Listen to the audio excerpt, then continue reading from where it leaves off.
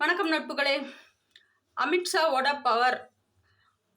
அமித்ஷா அவர்கள் அவர்கிட்ட கூட்டணி வைக்காதனால விஜய்க்கு சிபிஐ நெருக்கம் அப்படிங்கிறதெல்லாம் ஒரு பரவிக்கிட்டு வருது. எப்படியும் விஜய் கிட்ட சிபிஐ வருவாங்க அப்படிங்கிற எல்லாருக்குமே தெரியும். ஏன்னா அவர்கிட்டையும் பேச தான் செய்வாங்க. சரியா? அப்போ அவர்கிட்ட இருக்க ஆதாரங்கள் கூட சிபிஐக்கு கிடைக்கலாம். இப்போ ஒரு விஷயம், இந்தியாவிலிருந்து 42 குற்றவாளிகள் வெளிநாட்டில் போய் பதுங்கி இருக்கிறாங்களாம். அவங்கள சிபிஐ வைத்து இன்டர்போல் அப்படிங்கிற அமைப்பு மூலமாக, ப்ளூ கார்மெண்ட்ஸ் அந்த அந்த அமைப்பின் மூலமாக அவங்கள இந்தியாவுக்கே மறுபடியும் கூட்டிட்டு நாடு கடத்த போகிறாங்களாம். அவங்களே இங்கேருந்து தான் கடத்தல் பண்ணி அங்கே போய் பதுங்கி இருக்கிறாங்க. அவங்கள அங்கேருந்து இங்கே கடத்தல் பண்ண போகிறாங்க. இவங்களோட ஆட்சியில இந்தியாவில் குற்றங்கள் செய்த யாரும் தண்டனையிலிருந்து தப்பிக்க முடியாது. இந்தியாவிலிருந்து அப்படிங்கிறீங்களா, இல்ல உங்க கூட கூட்டணி வச்சுக்கிட்டவங்க அப்படிங்கிறீங்களா? எப்படியா இருந்தாலும் இப்போ எங்க தமிழ்நாட்டே பாருங்க. ஏன் நீங்க தானே பிரதமர். அப்போ இந்தியாவுக்கே மொத்த இந்தியாவுக்கும் மோடி தான் பிரதமர். ஒவ்வொரு மாநிலத்திலையும் நடக்கிற தவறுகளுக்கும் அவருக்கும் பொறுப்பு உண்டு. திருத்துறதுக்கு அவருக்கும் கேள்வி கேட்கறதுக்கு கண்டிப்பான முறையில அவருக்கு பொறுப்பு உண்டு.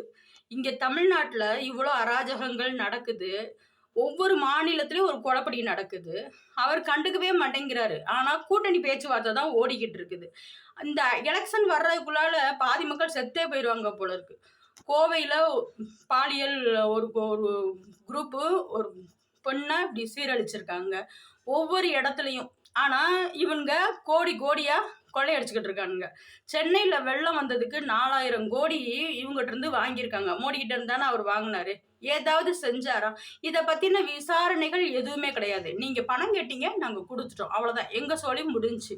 ஒரு அப்பா ஒரு பையனுக்கு செலவு காசு கொடுத்தா கூட என்ன செலவு அப்படின்னு கேட்பாரு. ஆனா பிஜேபி கூட்டணியை பத்தி தான், அவங்களோட டேபிள் நிறைவா இருக்கணும் அப்படிங்கிறத பத்தி தான் பேசிக்கிட்டு இருக்காங்களே தவிர்த்து, ஒரு மாநிலத்துல என்ன நடக்குது, உங்களோட ஆட்சியாளர்களா உங்களோட கட்சிக்காரங்களா இல்லாட்டாலும் ஒரு மாநிலத்துல ஒவ்வொரு மாநிலத்திலும் என்ன தவறுகள் நடக்குதுன்னு நிர்வாகம் பண்ணணும். அதனாலதான் அவர் பேர் பிரதமர். முதலமைச்சர்கள் ஒவ்வொருத்தரையும் கண்காணிக்கணும். எந்த மாநிலத்திலையுமே கண்காணிக்கிறது இல்லை. இதுக்கு தான் உள்ளூர்லயே எரும மாடு மேய்க்க தெரியாதவன் வெளிநாட்டுல போய் ஒட்டகம் மேய்க்கிற மாதிரி உள்ளூர் குற்றவாளிகள் எல்லாத்துக்கும் சப்போர்ட் பண்ணிட்டு வெளிநாட்டு குற்றவாளிகளை கூட்டணும். இப்பதான் விஜய் மல்லையாவையே கூட்டிட்டு வர போறாங்களாம். எத்தனை வருஷம் ஆச்சு பாருங்க மக்களே. இப்பதான் தப்பிக்க முடியாம பிடிச்சிட்டு வர போறாங்க.